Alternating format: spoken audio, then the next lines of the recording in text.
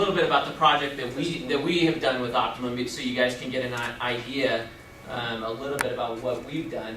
And it is actually very apropos to this subject for today. Summit, for years, we have actually operated in what's called a colo capacity, right? So we actually have servers that have always been inside a data center. So we operate from servers that our clients can log into and that also our staff logs into, and we've always been in a data center. Back in 2007, when we started our company, we started in a co-location environment in a data center in Irvine, California. And the beginning of last year, we started to take a look at our entire infrastructure. We're constantly looking at it, right? Because what's your biggest fear? I don't know what you guys stay awake at night worrying about, but for us, getting your HR and your payroll processing done and taken care of we have to have like 100% uptime, right? So our clients are logged on. You'd be surprised, people are actually doing payroll in the middle of the night. I don't know what kind of crazy people those are, but we have to be 100% up. And so one of the things that we started to look at was what was one of our biggest points of our fear of what could actually fail, right? And we looked at it in the way our infrastructure was built in Irvine. It was when we built it back in 2007, was basically that we had a couple of points of failure where if a server technically crashed overnight, we could be potentially down for up to 24 hours to get a new box in and actually get back up and running. So one of the things that we did as we started talking to Optimum, we said, how do we eliminate this point of failure with the hardware, right? There's always natural disasters. We tried to also move away from the earthquakes, right? But there's always those big events that could happen that could do something to what you do. But we thought if we have something like a big event, our clients are going to be relatively understanding about having 24-hour downtime or something like that, right? But just having a computer go down, you can't make that phone call and say, we just had a computer go down. We're going to be down for 24 hours. So what we went to is basically we built with our hardware, our own co-located private cloud. And it's also virtualized. So what that means is our entire infrastructure is built off of a mass storage device that has all of our data and infrastructure on it.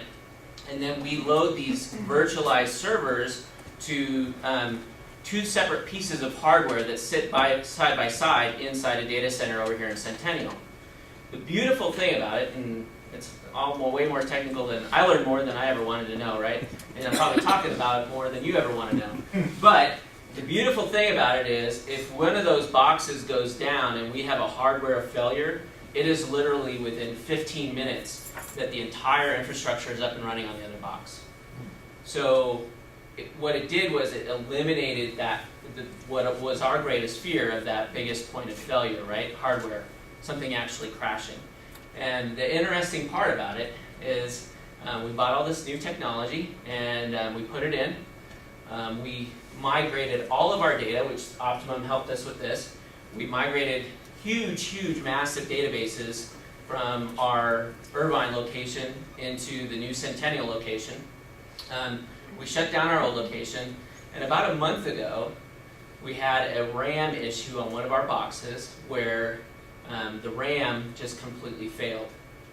And within 15 minutes, we were completely up and running on the other machine. And I looked at it and I said, thank God we switched and we made the change and we did what we did, because had that happened on our old infrastructure, we would have been down and out. And so Optimum really helped us. Not only do they, so they operate our co-location out of the data center in Centennial. So it's what's called managed services. So they manage our servers, they do the updates on our servers.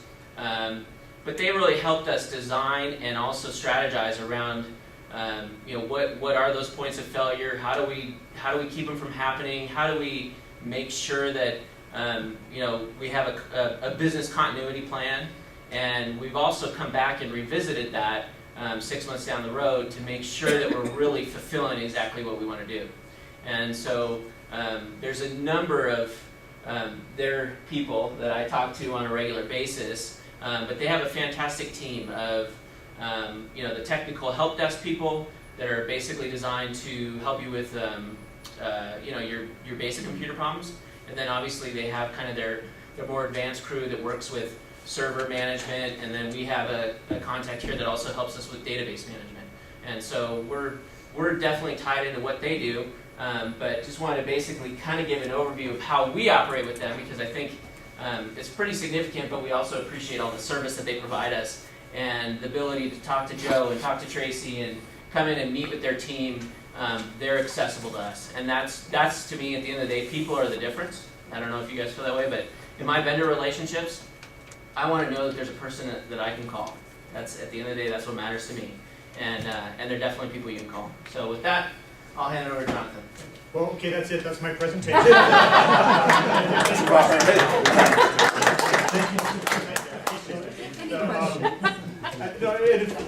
We appreciate it. All your kind words, but if you think about what you said, it's a beautiful thing, and it is a beautiful thing. It's a beautiful thing that we could take, if not the number one fear, a number one fear in business, and help people sleep at night.